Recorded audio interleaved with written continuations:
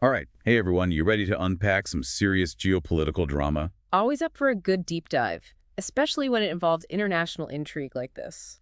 Today, we're zeroing in on the aftermath of President Zelensky's White House visit. Yeah, talk about a visit that sent shockwaves across the globe. And we're going to be pulling most of our insights from this piece. U.S.-Ukraine tensions, fallout from Zelensky's White House visit.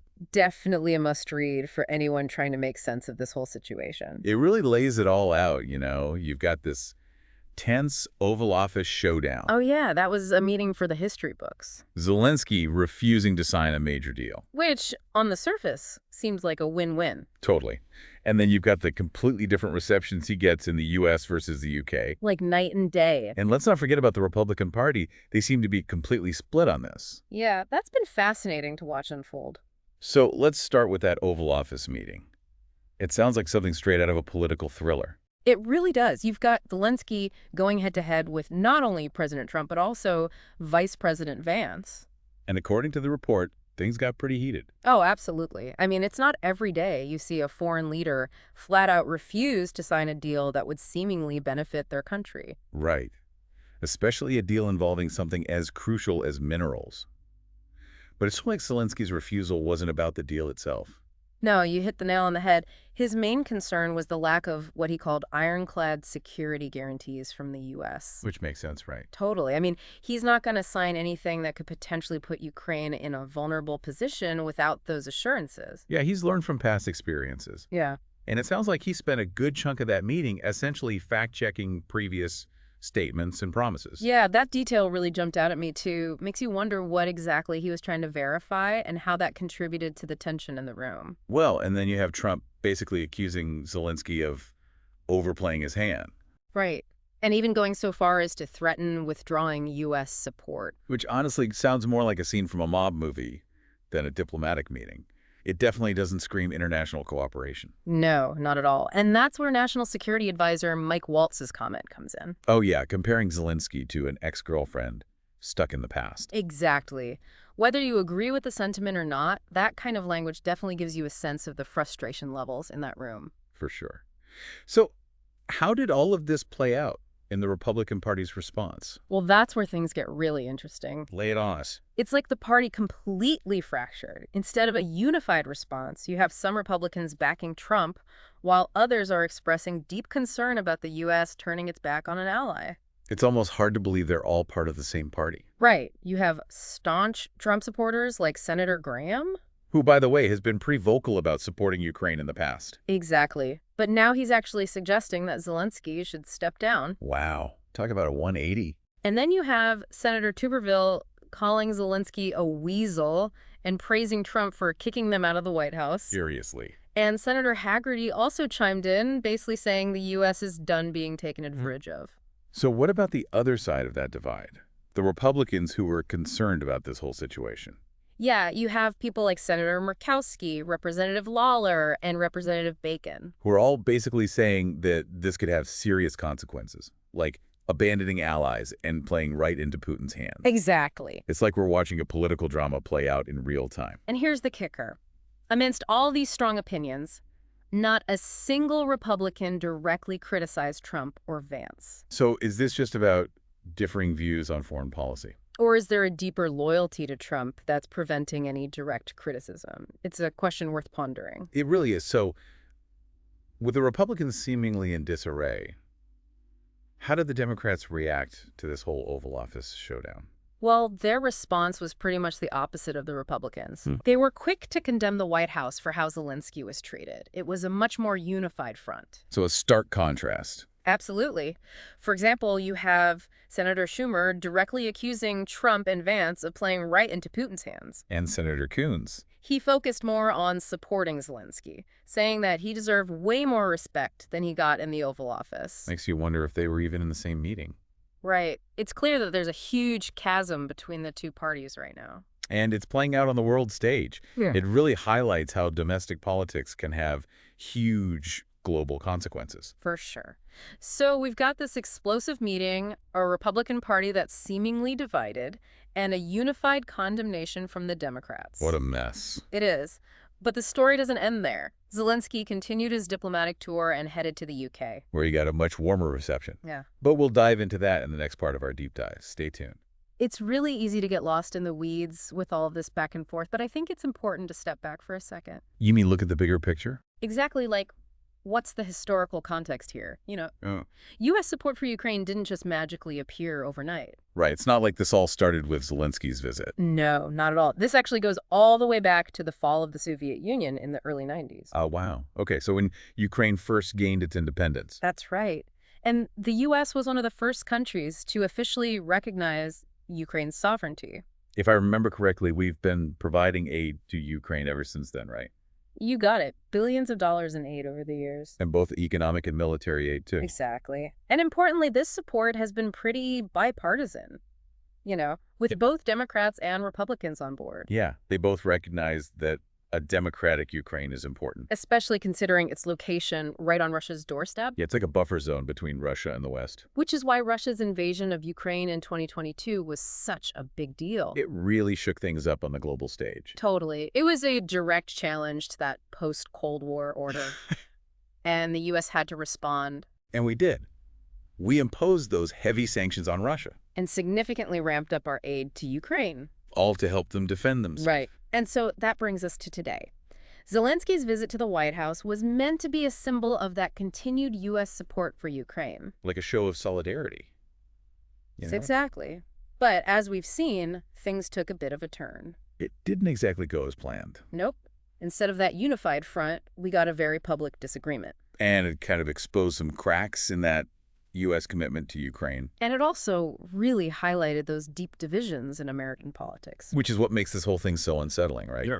Because the U.S. has always presented itself as this champion of democracy. It's a defender of freedom. But this whole episode raises some questions about how reliable that commitment really is. Big questions. So what does all of this mean for Ukraine? Where do they go from here? Yeah, they're definitely caught in a tough spot.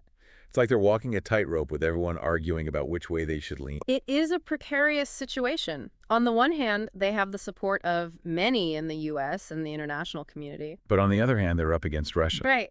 And there's a lot of uncertainty about how much the U.S. is actually willing to do. And it's not just about the military aid either. Oh, absolutely not. Ukraine is also dealing with the human cost of this war. Millions of people displaced cities, destroy their economy is in shambles. It's a humanitarian crisis, and it's only getting worse. And then there's the psychological impact on the Ukrainian people. Living with that constant fear and uncertainty. It's a stark reminder that behind all the politics and the strategy, there are real people whose lives are being ripped apart by this conflict. It's easy to forget that when you're talking about things on a global scale. But every decision that's made, every policy has a direct impact on the lives of everyday Ukrainians. You know, one thing that really stood out to me as we were going through all of this is that we're not really hearing from the Ukrainians themselves. That's a great point. We hear from U.S. politicians. We hear from analysts. But what about the people who are actually living through this? What are their hopes? What are their fears? How do they see the U.S.'s role in all of this? What do they need? It's a crucial perspective that's missing from this conversation.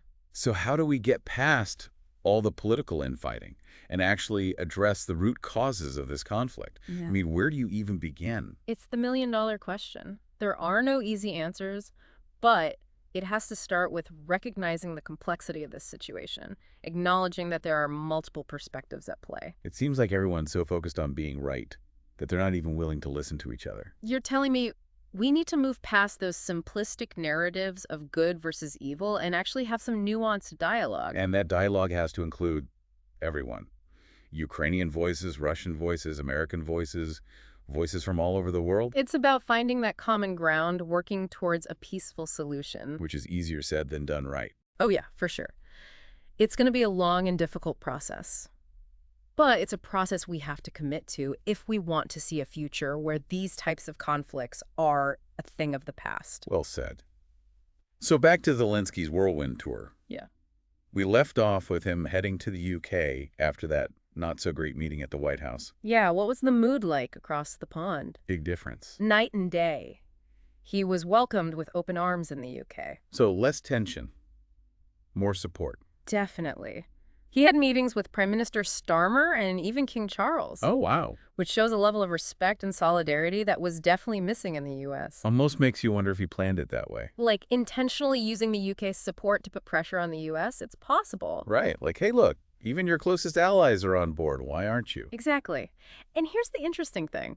Even after all the tension in the Oval Office, Zelensky hasn't completely ruled out that mineral deal. Oh, really? Yeah, he's said publicly that he's still willing to sign it, but only if he gets those security guarantees. So he's playing hardball? It's a delicate balancing act. He needs the U.S. on his side, but he's not going to jeopardize Ukraine's safety to get them there. It's like a high-stakes game of chess. Absolutely. Hmm. But now let's talk about Trump. What did he do after Zelensky left?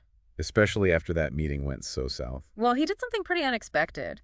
He suggested that Ukraine should think about giving up some of its territory to Russia. You what? Yeah, as a way to end the war. Seriously?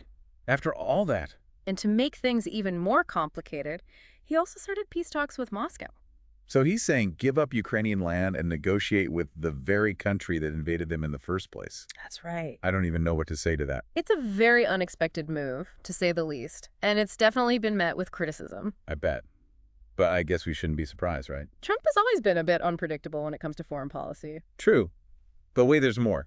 Oh yeah, there's always more. He also threatened Russia with tariffs and sanctions if the war keeps going. That's right. So on one hand, he's dangling this carrot of peace talks. And on the other hand, he's threatening economic punishment. It's a high-risk strategy. It is, and only time will tell how it'll play out. This situation also makes you think about the bigger picture, you know? The global implications. Yeah, it's not just about the U.S. and Ukraine. No, this is having ripple effects all over the world. So what are some of those broader consequences we're seeing? Well, for starters, the war has really messed with the global economy. How so? It's disrupted energy markets, led to food shortages in some parts of the world. It's impacting everything. Even here at home. Oh yeah, from the price of gas to the availability of basic necessities. It's kind of scary how interconnected everything is.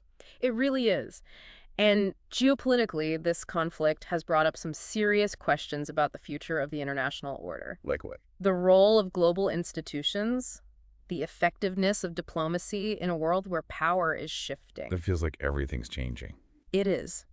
We're seeing countries like China and India becoming more assertive on the world stage. The old rules don't seem to apply anymore. And the U.S. doesn't have the same kind of power and influence it used to. This conflict has really exposed that. Along with our own internal divisions. It's a wake-up call for sure, both for the U.S. and its allies. So what do? We need to adapt to this new global reality, find new ways to engage with the rest of the world. It's like we've been playing the same game for years and suddenly the rules have changed. Exactly. We need a new playbook. And we need it fast. We need a more collaborative approach to foreign policy. One that recognizes that global challenges are all connected. Right. It's not just about military strength anymore. We have to address things like climate change, pandemics, economic instability. And we have to do it together. But before we can even start to think about tackling those global challenges, What do we need to do? we need to rebuild trust. With other countries. Yeah. With all the division and the back and forth on foreign policy, other countries are starting to wonder if they can even rely on us anymore. That's a big problem. It is. Yeah. We need to show the world that we're a reliable partner, that we're committed to those democratic values, But that's going to be tough. especially with how divided things are right now. It's a tall order, but it's essential if we want a more stable and peaceful world. So as we wrap up this deep dive, I'm feeling a mix of urgency and hope. Urgency. Yeah, because the stakes are so high and the problems are so complicated. But I also feel hopeful. Hopeful. Yeah, because I do believe that if we talk to each other, work together, and stick to our values, we can get through this. I like that. Yeah. And to our listeners out there, remember, What's that? this is just the beginning. Keep learning. Keep Wow. asking questions. And keep trying to make a difference. Couldn't have said it better myself. Thanks for joining us, everyone. And until next time. Stay curious, stay informed, and stay engaged. And don't forget to keep diving deep.